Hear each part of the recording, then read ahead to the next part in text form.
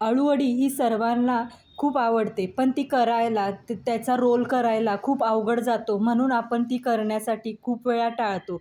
पण आज मी तुमच्यासाठी अगदी सोपी पद्धत घेऊन आलेली आहे. नमस्कार, यम्मी कुकिंग विथ पूजामध्ये आपले स्वागत आहे. इथं मी 5 ते 6 अशी अळूची मीडियम साईजची पानं घेतलेली आहेत. सर्वप्रथम ह्याला स्वच्छ धुवून घ्यायचं आहे. त्यानंतर आपण चाकूच्या साहाय्यानं ह्याचं जे देठ असतं ते आपल्याला कट करून घ्यायचं आहे, जेणेकरून आपण ह्याच्यावर जे पीठ लावतो किंवा ह्याची घडी घालतो ती घालायला आपल्याला सोपी पडते. या तऱ्हेनं आपण ही सर्व देठं काढून घेणार आहोत. इथं बघू शकता सर्व पानांची मी देठं काढून घेतलेली आहेत.